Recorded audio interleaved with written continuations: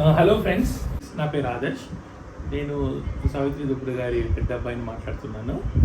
నేను ఇప్పుడు సావిత్రి దుబ్బుడు గారిని ఒక చిన్న ఇంటర్వ్యూ తీసుకోబోతున్నాను. ఎందుకంటే మీరు చాలా క్వశ్చన్స్ అడుగుతున్నారు మీరు కామెంట్స్లో.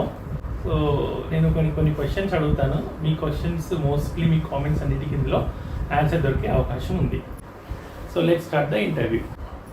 హలో అండి, గుడ్ మార్నింగ్. బాగున్నారా? మీరు అందరూ బాగుండాలి, అందులో నేను ఉండాలి. మమ్మీ, అసలు మీ జర్నీ ఏంటి? నీ గురించి చెప్పు. మీ ఊరు మీదేంటిది? ఎక్కడి నుంచి స్టార్ట్ అయ్యారు? నా జర్నీ అంటే బై బర్త్ నేనైతే హైదరాబాద్లోనే పుట్టి పెరిగిన. కానీ కొన్ని రోజులు మటుకు మేము మన ఫాదర్ జాబ్ మూలంగా జైరాబాద్లో ఉన్నాము, నర్సాపూర్లో ఉన్నాము. తర్వాత మా ఫాదర్కి డ్యూటీగా ప్రమోషన్ వచ్చి హైదరాబాద్కి వచ్చినాము. అప్పటి నుంచి మేము హైదరాబాద్లోనే ఉన్నాము. నా స్టడీ అంతా నాంపల్లి జూనియర్ కాలేజ్లో జరిగింది. నా మ్యారేజ్ హైదరాబాద్లోనే జరిగింది. నేను బై బర్త్ నుంచి ఇప్పటి వరకు హైదరాబాద్లోనే ఉన్నాను. ఎప్పుడు హైదరాబాద్ వదిలిపెట్టి పోలేదు. నాకు 2 మగ పిల్లలు. ఇది నా బయోడేటా. డాడీ ఏం చేస్తారు? డాడీ బిజినెస్ చేస్తారు. ఆయన యాక్చువల్లీ హోమియోపతి డాక్టరు, కానీ ఆయన బిజినెస్ రూట్లోకి వెళ్ళి బిజినెస్ చేస్తున్నారు. మీ పెద్ద అబ్బాయి? మా పెద్ద అబ్బాయి ఇంజనీరు. మీ చిన్న అబ్బాయి? చిన్న అబ్బాయి కూడా ఇంజనీరే, యూఎస్లో ఉంటాడు. మరి కోడలు ఇద్దరు? పెద్ద కోడలు ఎంబీఏ చేసింది, తను జాబ్ చేస్తుంది. చిన్న కోడలు డాక్టరు, ఆమె కూడా అమెరికాలో డాక్టర్గా చేస్తుంది. మరి మీ మనవాడు? మనవాడు ఇప్పుడు 9th క్లాస్. మొన్ననే బర్త్డే అయింది. ఆ వీడియో కూడా పెట్టినా, మీరు దాదాపు అందరు చూసే ఉంటారు. బాగుందండి. అంటే మీ ఫ్యామిలీ అంతా వెల్ సెటిల్డ్ అయితే? ఫ్యామిలీ మటుకు భగవంతుని వల్ల వెల్ సెటిల్డ్. ఓకే. మరి మీ ప్రొఫెషనల్ లైఫ్ ఏంటి? అంటే మీరు ఎక్కడ ఉద్యోగం చేశారు? ఫస్ట్ ఏంటి మీ కెరియర్ గురించి చెప్పండి. నేను స్టార్టింగ్ ఆంధ్ర మహిళా సభలో 4 years చేసిన. తర్వాత నాకు లక్కీగా భగవంతుని కృప వల్ల జిహెచ్ఎంసీలో జాబ్ వచ్చింది. పిల్లలు ఇద్దరు ఆ జాబ్తోనే పెరిగారు. మంచిగా వెల్ సెటిల్డ్ పిల్లలు, నేను వెల్ సెటిల్డ్. ఫ్యామిలీ మటుకు హ్యాపీ ఫ్యామిలీ మాది. ఓకే. అంటే నేను కొన్ని కామెంట్స్ చదివినా మమ్మీ, ఏంటంటే నువ్వు అప్రాక్సిమేట్లీ 65 years ఏజ్ ఉంటావు, కానీ ఇంగ్లీష్ కొంచెం నీ ఏజ్ వాళ్ళతో కంపేర్ చేస్తే నీ ఇంగ్లీష్ హై స్టాండర్డ్స్లో నాకు అనిపిస్తుంటుంది. అది మరి నీకు ఎట్లా వచ్చింది ఆ ఇంగ్లీష్ స్కూలా, లేకపోతే నువ్వు జాబ్ చేయడం వల్ల నీకు అంత మంచి ఇంగ్లీష్ రావడం జరిగిందా? దానికి కారణాలు ఏంటి? దానికి కారణాలు ఏంటంటే, నేను జిహెచ్ఎంసీలో జాబ్ చేయడం ఒకటి, ప్లస్ నేను గ్రాడ్యుయేట్ని కాబట్టి మోస్ట్లీ హైదరాబాదీ. మళ్ళీ ఇంగ్లీషు హిందీ అని, ఒక ఇంగ్లీషే కాదు హిందీ కూడా బాగా వస్తుంది నాకు. ఆ హిందీ అంటే మాది జిహెచ్ఎంసీ కాబట్టి మొత్తం ఎక్కువ ముస్లిమ్స్ ఉంటారు కాబట్టి హిందీ వచ్చేసింది అక్కడ జాయిన్ అయ్యాక. ఇంగ్లీష్ అంటే ఇంకా మనం రైటింగ్ చదవడం అంతా ఆఫీస్లో ఇంగ్లీష్ పని ఉంటుంది కాబట్టి ఎక్కువ ఇంగ్లీష్ వచ్చింది. తెలుగు, ఇంగ్లీష్, హిందీ 3 భాషలు వస్తాయి. అందుకే నేను మీరు యూట్యూబ్లో వీడియోస్ ఇచ్చే వల్ల ఇంగ్లీష్లో కూడా బాగా మంచి వర్డ్స్ యూజ్ చేస్తూ ఉంటారు. అంటే మీ ఏజ్తో కంపేర్ చేస్తే, వాళ్ళతో కంపేర్ చేస్తే మీ ఇంగ్లీష్ కొంచెం నెక్స్ట్ లెవెల్ ఉంటుంది. ఆ రీజనా? ఓకే. జాబ్ చేసే వాళ్ళకి కొంచెం ఉంటుంది కదా ఇంగ్లీష్ రాకుంటే మనం ఎట్లా జాబ్ చేస్తాం? ఆఫీసర్స్తో మాట్లాడడం, కొలీగ్స్తో మాట్లాడడం, ఇంగ్లీష్ ఎట్లా రావాల్సిందే కదా. మరి డైలీ మీరు కమ్యూట్ ఆఫీస్కి వెళ్ళడం బస్సులోనే వెళ్తారా? మీకు ఏమైనా స్కూటీ, బండి, కార్ అట్లా ఏమైనా ఉందా? నాకు స్కూటీ ఉండింది. స్కూటీ మీద వెళ్ళేదాన్ని ఆఫీస్కి. కార్ కూడా నేర్చుకున్నాను, కానీ కొంచెం భయం వేసి వదిలేస్తున్నాను. ఓకే. స్కూటీ మట్టుకు వస్తుంది పర్ఫెక్ట్. ఓకే. మరి మీరు వీడియోలలో ఎప్పుడు మీ పిల్లల్ని చూపించారు ఎందుకు? పిల్లలు, చిన్న బాబు యూఎస్లో ఉంటాడు, పెద్ద బాబు మా మనవాడి చదువు కోసం రామంతపూర్లో కూడా నాకు ఇల్లు ఉంది, అక్కడ ఉంటారు. ఇంకెప్పుడో ఒకసారి వస్తారు. వాళ్ళు వచ్చినప్పుడు నాకు ఈ వంట పని అది ఇది సరిపోతుంది కాబట్టి చూపించడం కొంచెం ఇబ్బంది అయింది. ఒకసారి 2 సార్లు మా మనమని పెట్టినా, నేను మనమని వీడియోస్ కూడా ఉన్నాయి. మీరు ఎవరన్నా అడిగితే చూపిస్తాను నా ఫ్యామిలీని కూడా, ఇంట్రెస్ట్ ఉంటే. ఓకే, సరే. కామెంట్స్ వస్తే చూద్దాం. మన కామెంట్స్ వస్తే దాన్ని బట్టి నువ్వు డిసైడ్గా చూపిస్తావా లేదా? కామెంట్స్ ఎవరైనా అడిగితే నా ఫ్యామిలీని చూపించడానికి ఏం అభ్యంతరం లేదు. ఫ్యామిలీలో అందరూ సపోర్ట్ చేసేవాళ్ళే. నేను యూట్యూబ్లో చూస్తూ ఉంటాను. మీ వాయిస్, మీ ఏజ్తో కంపేర్ చేసి మీ వాయిస్ చాలా యంగ్గా కనపడుతూ ఉంటుంది. అట్లా ఎందుకు? అంటే మీరు ఏమన్నా ప్రాక్టీస్ సంగీతం నేర్చుకున్నారు? పాటలు కూడా బాగా పాడుతూ ఉంటారు. సంగీతం నేర్చుకున్నారు ఎక్కడన్నా? సంగీతం అనేది నేను నేర్చుకోవాలని ఎప్పుడు నేర్చుకోలేదు. పోతే నేను 8th క్లాస్ నుంచి 9th క్లాస్కి వెళ్ళే, మనకు సమ్మర్ హాలిడేస్ ఉంటాయి కదా, ఆ సమ్మర్ హాలిడేస్లో మా ఫాదర్ అప్పుడు DTO జాబ్ చేసేవాళ్ళు. అయితే నన్ను బాల్ భవన్లో జాయిన్ చేసారు. నాంపల్లిలో ఉంది కదా బాల్ భవన్, దాంట్లో జాయిన్ చేస్తే దాంట్లో ఏదైనా ఒక 3 సబ్జెక్ట్ తీసుకోమన్నారు. ఒకటి క్లై మోడలింగ్, ఒకటి డాల్ మేకింగ్, ఒకటి సంగీతం ఒకటి తీసుకున్నాను. అది సంగీత 2 మంత్సే. నాకు పెద్ద బేసిక్స్ కూడా ఏం రావు, కానీ ఏదో భగవంతుడు ఇచ్చిన గొంతుకొని నాకు తోచింది ఏదో పాడుతుంది తప్పించి నేను ఎప్పుడు ఏం నేర్చుకోలేను. మమ్మీ నువ్వు ఎప్పుడు రిటైర్ అయినావు? ఏ ఇయర్లో? నేను 2018 మేలో అయినా. రిటైర్ అయిన తర్వాత మీ టైం పాస్ పని ఏంటి, ఏం చేస్తూ ఉంటారు? ఏమన్నా పార్ట్ టైం జాబ్ ఏమైనా చేస్తారా లేకపోతే ఏంటి అన్నట్టు? ఇంకేం చేయదలుచుకోలేదు నేను, ఇప్పటికే మ్యాక్సిమం చేసినాను. ఇంకా నాకు రిటైర్మెంట్ లైఫ్ హ్యాపీగా ఎంజాయ్ చేద్దాం, ఎందుకంటే పిల్లలిద్దరు సెటిల్ అయిపోయింది. ఇంకా అప్పటికే నాకేం పెద్ద ప్రాబ్లమ్స్ ఏం లేవు కాబట్టి ఇంకా నా లైఫ్ నేను ఎంజాయ్ చేద్దాం అన్నట్టే ఉంది. పోతే నాకు కొంచెం భగవంతుని భక్తి ఎక్కువ కాబట్టి మా కాలనీలో 2 గుళ్ళు ఉన్నాయి. ఎక్కువ గుళ్ళకి వెళ్ళి భగవంతుని సేవ చేసుకునేదాన్ని.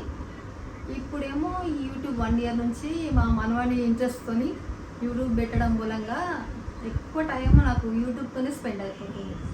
అసలు యూట్యూబ్ పెట్టాలని ఆలోచన ఎందుకు వచ్చింది మీకు? ఆలోచన నాకు రాలేదు అసలు. నాకు యూట్యూబ్ అంటే ఏంటో కూడా తెలియదు. బికాస్ ఆఫ్ మా మనవడే. మా మనవడిని చూపిస్తాను మీకు, చూడండి. హాయ్. వీడే మా మనవడు. వల్లనే నాకు యూట్యూబ్ వచ్చింది. అసలు ఏమి యూట్యూబ్ అంటే ఏందో కూడా తెలియదు అసలు నాకు. ఇంకా చూడడం అంటే చూస్తాను, కానీ ఇవి షూటింగ్ కానీ ఎడిటింగ్ కానీ అసలు ఏమీ తెలియదు. ఎట్లా అప్లోడ్ చేయాలి ఏది తెలియదు. ఛానల్ పెట్టడం కూడా ఈ అబ్బాయి మూలంగా వీడియో పెట్టింది ఛానల్. క్రెడిట్ గోస్ టు వీడే. Thank you bye. మమ్మీ ఎప్పుడైనా నువ్వు తమ్ముడి దగ్గరికి వెళ్ళావా? మీ చిన్న బాబు దగ్గరికి వెళ్ళావా? నేను ఇప్పటికి 4 times వెళ్ళినా. అంటే అక్కడ ఇల్లు కట్టుకున్నాడా? వాడికి 2 ఇళ్ళు ఉన్నాయి. డాలస్లో ఉంటాడు. 2 ఇళ్ళు ఉన్నాయి. ఒక రెంట్కి ఇచ్చిండ్రు, ఒక దాంట్లో వాళ్ళు ఉంటారు. మరి ఇక్కడ అమెరికాకి వెళ్ళి ఏం చూసారు మీరు? ఏం చేస్తాం, వాడు ఎక్కడ తీసుకెళ్తాం. డాలస్లో ఉన్నాయన్నీ చూపించిండు. బయట కూడా కొన్ని వేరే వేరే కనీసం లాస్ వేగాస్ వెళ్ళిండు. వేగాస్లో మటుకు చాలా ఎంజాయ్ చేసినాను. క్యాసినో ఉంటుంది వేగాస్లో. వాళ్ళ ఆఫీస్ పని మీద వాడు వేగాస్కి వెళ్ళి మమ్మల్ని తీసుకెళ్ళిండు. ఒక 4 days ఉన్నా ఒకసారి వేగాస్లో, ఇంకొకసారి 3 days ఉన్నట్టు. 2 సార్లు పోయినా.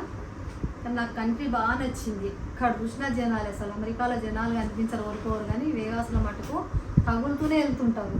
మన హైదరాబాద్లో ఎట్లుంటారు అంతకనే ఎక్కువ జనాలు ఉంటారు. వేగాస్లో చాలా మంది వస్తారు క్యాసినో ఆడడానికి. వేగాస్ బాగా నచ్చింది నాకు. మీరు రిటైర్ అయిన తర్వాత కొన్ని తీర్థయాత్రలు వెళ్ళారు కదా, ఎక్కడెక్కడికి వెళ్ళారు? వాటి విశేషాలు ఏమైనా ఉంటే చెప్తారా? అంటే మీకు బాగా ఇష్టమైనవి మంచి ప్లేసెస్ చెప్పండి ఏమన్నా.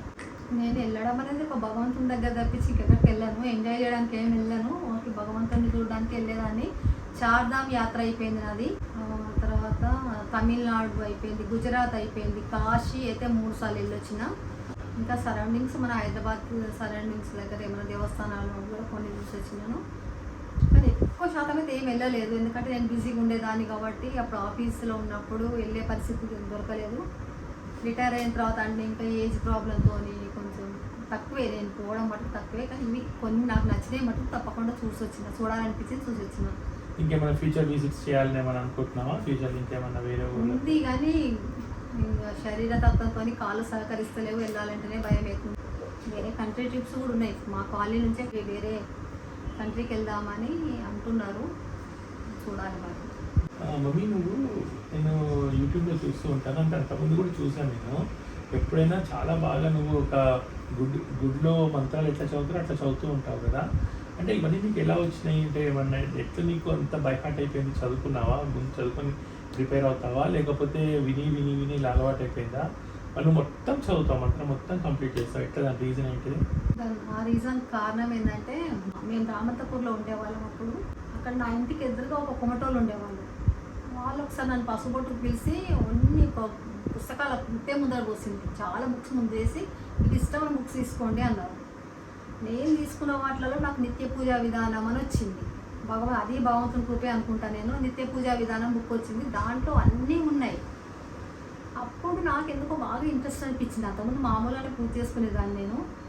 నాకు ఎందుకో ఆ బుక్ చదవాలని బాగా ఇంట్రెస్ట్ అనిపించి అది చదువుతూ ఉంటే దాంట్లో అన్నీ మనం రోజు ఏ విధంగా పూజ చేయాలి, ఏ రోజు దేవునికి ఏ విధంగా పూజ చేయాలి అవన్నీ ఉన్నాయి. అవి చూసి నేను కొంచెం ఇక నాకు ఇంట్రెస్ట్ ఉంది కాబట్టి కొన్ని ఒక 10-15 సార్లు చదివేసరికి నాకు మొత్తం కంఠస్థం అయిపోయింది, అన్నీ వచ్చేసినాయి. ఇంకా అప్పటి నుంచి నేను కొన్ని రోజులు చూసి చేసుకున్నా, కొన్ని తర్వాత చూడకుండానే చేసేసుకుంటున్నాను. మనం ప్రొఫెషనల్ లైఫ్ గురించి చాలా మాట్లాడుకున్నాం, దేవుడి గురించి కూడా మాట్లాడుకున్నాం కదా. ఇప్పుడు నేను అడుగుతున్న క్వశ్చన్ కొంచెం నీ పర్సనల్ క్వశ్చన్స్ అన్నమాట. అయితే మీ చైల్డ్హుడ్ గురించి మీరు ఆల్రెడీ చెప్పారు నాకు. ఇప్పుడు మీ హ్యాపీయెస్ట్ మూమెంట్ మీ లైఫ్లో, మీ హ్యాపీయెస్ట్ మూమెంట్ ఏంటి ఇప్పటివరకు? మీకు మీ 65 ఇయర్స్ జర్నీలో మీరు హ్యాపీయెస్ట్ సంతోషంగా ఉన్న టైం ఏంటి? హ్యాపీయెస్ట్ అంటే నా 2 పిల్లలు పుట్టడము, మా పెద్ద బాబు మ్యారేజ్ అవ్వడము, చిన్న బాబు మ్యారేజ్ అవ్వడము, పెద్ద బాబుకు బాబు పుట్టడము, నేను రిటైర్ అవ్వడము, ఇవన్నీ హ్యాపీ మూమెంట్సే. అంటే మీరు రిటైర్ అవ్వడం కూడా మీకు హ్యాపీగానే ఉందా? హ్యాపీ, మరి ఇన్ని రోజులు కష్టపడి ఇంకా రెస్ట్ అన్నట్టు కదా. రిటైర్ అంటేనే మనకు రెస్ట్ అన్నట్టు. చాలా రోజులు కష్టపడ్డాను, ఇంకా చాలు హ్యాపీగా ఎంజాయ్ చేసుకోవచ్చు, రెస్ట్ తీసుకోవచ్చు అని. నాకు రిటైర్మెంట్ అంటే ఇష్టమే. ఓకే, పెన్షన్ ఆన్ టైం అందుతున్నాయా? పెన్షన్ వస్తుంది, పోతే శాలరీ అంత రాదు, తక్కువ వస్తుంది, కానీ సరిపుచ్చుకోవచ్చు. సరిపోయేంత వస్తుంది, మరి తక్కువేం రాదు. చాలు, ప్రాబ్లమ్స్ ఏం లేవు కాబట్టి, పిల్లలు సెటిల్ కాబట్టి నాకు సరిపోతుంది. అండ్ మీరు నెక్స్ట్ మాలాంటి వాళ్ళకైనా సరే, యంగ్ పిల్లలకైనా సరే, వీళ్ళకి ఏమైనా బెస్ట్ అడ్వైస్ ఏమైనా ఇవ్వగలుగుతారా? అది సీనియర్గా, మీకు సీనియర్ సిటిజన్గా అడ్వైస్ అంటే మీరు ఎంతో లైఫ్ చూసారు కదా. 65 years well educated, and 67 years well educated, and ఒక జిహెచ్ఎంసీ లాంటి ప్రెస్టీజియస్ ఆర్గనైజేషన్స్లో చాలా ఇయర్స్ చేశారు. సో మీ లైఫ్ బెస్ట్ అడ్వైజ్ ఏమని ఇవ్వగలుగుతారు మీరు? మెయిన్ మనకు ప్రతి మనిషికి కూడా ఎప్పుడైనా కూడా మనదంటూ మనకు ఒక రెస్పాన్సిబిలిటీ అనేది ఉండాలి. తల్లిదండ్రులను చూసుకోవడమే కానీ, భార్య పిల్లలను చూసుకోవడమే కానీ, రిలేటివ్ని చూసుకోవడమే కానీ, రెస్పాన్సిబిలిటీ అనేది ఉండి ఎవరిది వాళ్ళు జాబ్ చేసుకుంటూ కుటుంబాన్ని కాపాడుకోవడం అనేది ఫస్ట్. నా విషయంలో అయితే నాకు చాలా ఇష్టం. కుటుంబానికి, పెద్ద కుటుంబాన్ని చూసుకోవాలి. ప్రతి మనిషికి జాబ్ రావడం అనేది చాలా అదృష్టం, అది గాడ్ గిఫ్ట్. అందులో మంచి జాబ్ రావడం అనేది, జాబ్ వచ్చినప్పుడు మటుకు దాన్ని కాపాడుకోవాలి. తప్పకుండా జాబ్ చేయాలి, ఆడవాళ్ళు కానీ మగవాళ్ళు కానీ. తప్పని పరిస్థితుల్లో అంటే చేయకపోయినా పర్వాలేదు, కానీ కంపల్సరీ చేస్తేనే మంచిది. ఒకవేళ మనకి ఇన్కమ్ అంటూ వస్తుంది, లేకపోతే శాలరీ అని వస్తుంది, దాన్ని మటుకు మన అవసరాలు కొంచెం తీసుకున్నా, మిగతాది మటుకు రేపటి కోసం కొంచెమైనా దాచుకోవాలి. ఫ్యూచర్ గురించి తప్పకుండా ఆలోచించాలి. ఈరోజు వచ్చింది మొత్తం ఉడగొట్టేద్దాము, మళ్ళీ రేపు మంత్కి శాలరీ వస్తుంది కదా అనుకోని మటు విడిగా డబ్బులు పాడు చేయద్దు. నెక్స్ట్ మంత్ శాలరీ రావచ్చు, రాకపోవచ్చు, ఉద్యోగం ఉండొచ్చు, ఉండకపోవచ్చు. కాబట్టి ఉన్నప్పుడే కాపాడుకోవడమే మంచిదని నా ఒపీనియన్. ఇప్పుడు పిల్లలందరికీ నేను చెప్పే అడ్వైజ్ అయితే అది. మరి ఇప్పుడు వచ్చే జెన్జీ పిల్లలు వాళ్ళ సేవింగ్స్ గురించి ఏమీ మాట్లాడలేదు, ఖర్చు గురించే మాట్లాడుతున్నారు. అది కరెక్ట్ కాదంటారు మీరు? అస్సలు కరెక్ట్ కాదు. పోతే భగవంతుని దయ వల్ల ఇప్పటి పిల్లలకి ఏం అదృష్టం ఏముందంటే, చాలామందికి, అందరికని చెప్పాను నేను, పేరెంట్స్ వెల్ సెటిల్డ్ ఉంటారు. పేరెంట్స్ ఇంతో అంతా సంపాదించి పెడతారు, పిల్లలు సంపాదించుకుంటున్నారు. ఆ ఉద్దేశంతో ఏమైనా కొంచెం ఖర్చు పెట్టుకుంటున్నారేమో, కానీ కొన్ని రోజులు ఎంజాయ్ చేస్తారు, తర్వాత అయినా కూడా కాపాడుకోవాలని నా మీరు ఇచ్చే సజెషన్ ఏంటిదంటే సేవింగ్స్ మోర్ ప్రయారిటీ అంటారు. సేవింగ్స్ కంపల్సరీ, ప్రతి మనిషికి సేవింగ్ అనేది కంపల్సరీ ఉండాలి. మీకు ఇష్టమైన టీవీ సీరియల్ ఏంటి? బాగా ఇష్టం అని ఏం లేవు, పోతే కార్తీక దీపం చూస్తాం ఇంట్రెస్ట్గా. ఓకే, యూనివర్సల్ సీరియల్ కార్తీక దీపం, బట్ అందరూ చూస్తారు. కొన్ని సీరియల్స్ ఏదో టైం పాస్ కోసమే. కార్తీక దీపం, తర్వాత గుప్పెడంత మనసు, ఇంకెంత గుండె నిండా గుడి అంటారు, ఏవో ఉన్నాయి కొన్ని. పొదరి, ఇప్పుడు కొత్తగా పొదరి ఇల్లు అని వస్తుంది. మా టీవీ ఒకటే చూస్తాను, ఇంకేం చూడను నేను. మా టీవీలో వచ్చే సీరియల్స్ మట్టుకే చూస్తాను. ఇప్పుడు యూట్యూబ్ స్పెసిఫిక్ క్వశ్చన్స్ అడుగుతున్నాను.